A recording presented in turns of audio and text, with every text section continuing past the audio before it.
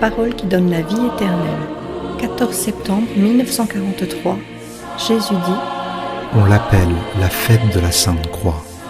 Il vaudrait mieux dire fête du sacrifice, car sur la croix, il y eut l'apothéose de mon sacrifice de Rédempteur. Et en disant du sacrifice, on pourrait dire du sang, parce que sur la croix, j'ai fini de verser mon sang jusqu'à la dernière goutte, jusqu'à ce qu'il ne soit déjà plus du sang, mais un sérum de sang, l'extrême transsudat d'un corps qui se meurt. Que de sang, Maria! Et je l'ai versé partout, pour sanctifier tout et tous.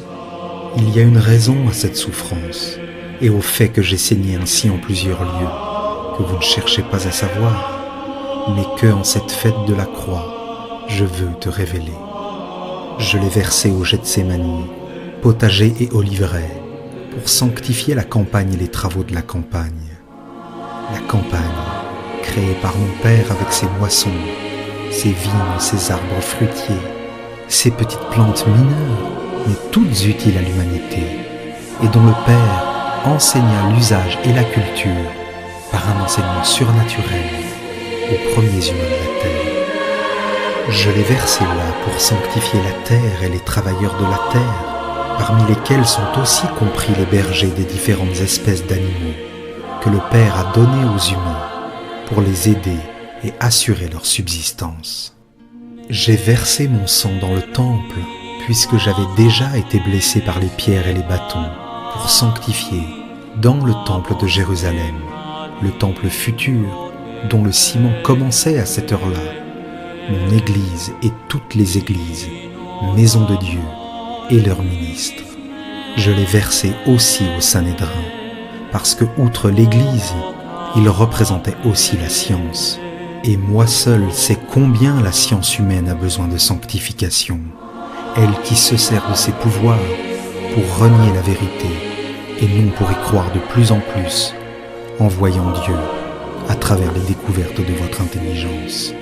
Je l'ai versé dans le palais d'Hérode pour tous les rois de la terre, que j'ai investi du pouvoir humain suprême pour la protection des peuples et de la moralité de leurs États. Même dans les palais, je suis seul à savoir combien est grand, très grand, le besoin de se rappeler qu'il n'y a qu'un seul roi, le roi des rois, et que sa loi est souveraine même sur les rois de la terre.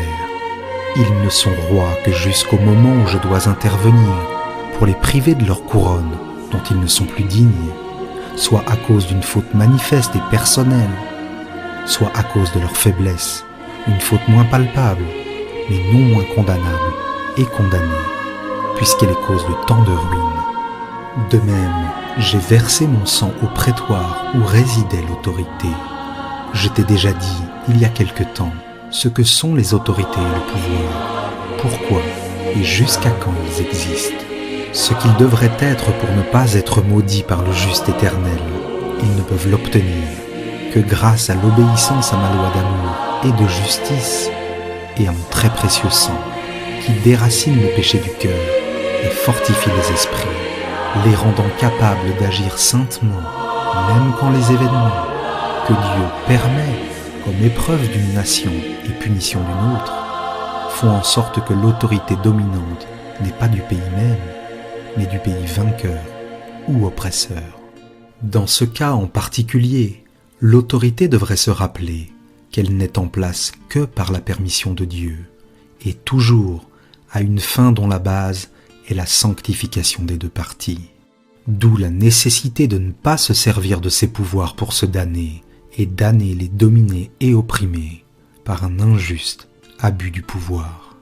J'ai donné mon sang en aspergeant comme d'une sainte pluie la maison de Pilate, pour racheter cette classe de la terre qui a un besoin infini d'être rachetée, car depuis que le monde existe, elle a cru pouvoir rendre légitime ce qui ne l'est pas.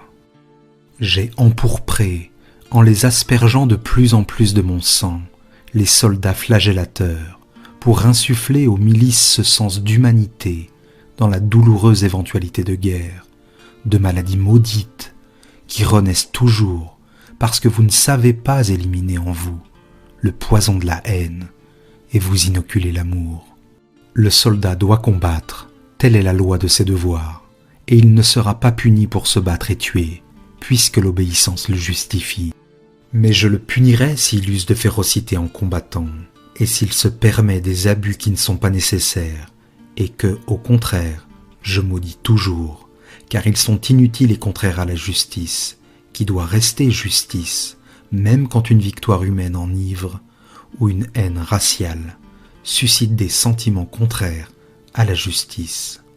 Mon sang a mouillé les rues de la ville, y laissant des empreintes qui, même si on ne les voit plus, sont restées et resteront éternellement présentes dans l'esprit des habitants du plus haut des cieux. J'ai voulu sanctifier les rues où passent tant de gens et où on fait tant de mal. Et si tu penses que mon sang, abondamment versé partout, n'a pas sanctifié tous les ministres de l'Église, n'a sanctifié ni les palais, ni les autorités, ni les milices, ni le peuple, ni la science, ni la ville, ni les rues, ni même les campagnes, je te réponds que je l'ai versé, même si je savais qu'il se serait retourné contre beaucoup, devenant leur condamnation au lieu d'être leur salut, selon le but dans lequel je le versais. Et je l'ai versé pour ce petit nombre d'hommes et de femmes de l'Église, de la science, du pouvoir, des armées, du peuple, des villes, des campagnes qui ont su le recueillir et en comprendre la voie d'amour, et suivre cette voie dans ses commandements. Qu'il soit éternellement béni. Mais le dernier sang ne fut pas versé sur les mottes de terre, sur les pierres, sur les visages et les vêtements, dans des lieux où l'eau de Dieu ou la main de l'être humain pouvait le laver et le disperser. Les dernières gouttes de mon sang, accumulées entre la poitrine et le cœur, qui déjà se figeaient et jaillit dans l'ultime affront, pour qu'il ne restât plus une goutte du liquide vital dans le Fils de Dieu et de l'homme, et que je fusse réellement l'agneau égorgé dans le sacrifice acceptable au Seigneur. Les dernières gouttes de mon sang ne furent pas dispersées. Il y avait une mère sous cette croix, une mère qui pouvait enfin se serrer au bois de la croix, se tendre vers son enfant tué, lui baiser les pieds transpercés, contractés dans les derniers affres, et recueillir dans son voile virginal le dernier sang de son fils, lequel coulait goutte à goutte de la poitrine ouverte et sillonnait mon corps inanimé. Ma très douloureuse maman, de ma naissance à ma mort, elle a dû souffrir de cela aussi, de ne pas pouvoir donner à son enfant les premiers et derniers réconforts que reçoit le plus misérable des fils de l'homme à sa naissance et à sa mort.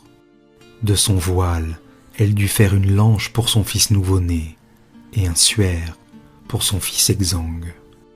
Ce sang ne s'est pas perdu. Il existe, il vit et brille sur le voile de la Vierge. Pourpre divine sur la blancheur virginale, il sera la bannière du Christ juge le jour du jugement.